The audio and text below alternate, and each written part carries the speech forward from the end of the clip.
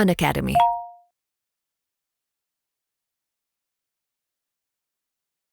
चलो सर, तीसरी बात करते हैं। तीसरी बात बहुत इंपॉर्टेंट है, बहुत ही इंपॉर्टेंट है, जो ज़्यादातर स्टूडेंट्स मिस करते हैं। 90% of the students make short notes with everything packed together.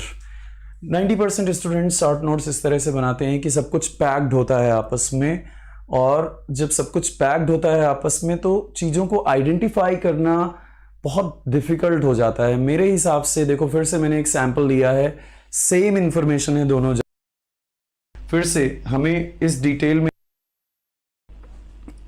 Same information है दोनों जगह, हमें डिटेल में नहीं जाना कि लिखा क्या है।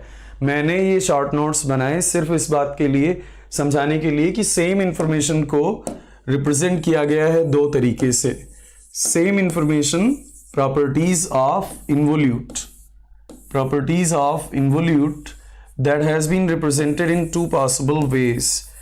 तो जो मैकेनिकल वाले हैं वो समझ पाएंगे कि इन्वोल्यूट क्या होता है, खैर उसमें नहीं जाना है आपको। Once again, don't go into the technicalities.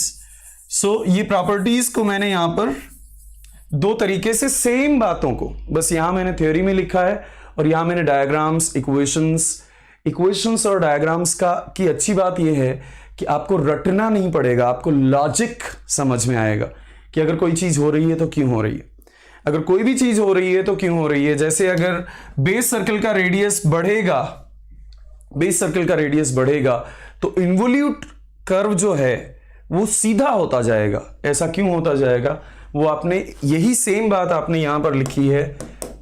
Base circle का रेडियस बढ़ेगा अगर, if the base circle radius is going to become more and more and more and more and more, then involute का radius of curvature, involute का radius of curvature बढ़ता जाता है, मतलब involute straight होता जाता है। यही बात मैंने यहाँ पर मैथमेटिकली इक्वेशन के थ्रू लिखी है। और आप बोलोगे कि अगर इक्वेशन ना पॉसिबल हो तो सर, इंजीनियरिंग में 80% of the times mathematical justifications are possible। 80% of the times, 10 में से जो 8 बातें बोलते हो उनका कुछ ना कुछ जस्टिफिकेशन होता है, कुछ ना कुछ लॉजिक होता है उनके पीछे। तो हर चीज की एबीसी आपको पता होनी चाहिए, हर चीज के फंडामेंटल्स आपको पता होने चाहिए। बट मेन पॉइंट ये है बेटा, मेन पॉइंट ये है यहां पर। What is the main point? Main point is this space, main point is this space, main point is this space। ये जो एक्स्ट्रा स्पेस है ना, ये बहुत इंपॉर्टेंट है। क्यों ये एक्स्ट्रा स्पेस बहुत इंपॉर्टेंट है? Why this extra space is very important? This extra space, my lovely friends, is a very important thing. क्यों ये बहुत इंपॉर्टेंट बात है एक्स्ट्रा स्पेस? क्योंकि जब आप दोबारा रिवाइज करोगे, जब आप दूसरी बार रिवाइज कर रहे होगे इन शॉर्ट नोट्स से, तो आपको कुछ 1-2 पॉइंट्स ऐसे होंगे जो आपने बीच में कहीं सीखे होंगे, additional points. At the time of revision you can write additional points here. At the time of revision, you can write additional points here.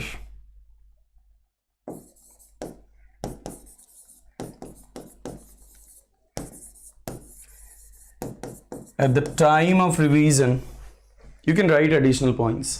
तो यहाँ जो एक्स्ट्रा स्पेस आपको दिख रहा है ना, और यहाँ जो एक्स्ट्रा स्पेस आपको दिख रहा है ना, इस एक्स्ट्रा स्पेस में आप रिवाइज करते समय इनको फिलर्स की तरह से यूज कर सकते हो। इसमें आप एक्स्ट्रा स्पेस में वो एडिशनल इंफॉर्मेशन फिल कर सकते हो। देखो, पीछे भी जो मैंने सैंपल दिया था उसमें भी आपको ये बात नजर आएगी। In this sample as well you will see there is no extra space, there is no empty space, and here you have some empty space, here you have some empty space. This is the extra space that you can utilize writing down the additional things later at the time of revision. At the time of revision, write extra things here. Simple and very powerful. Unacademy. Let's crack it.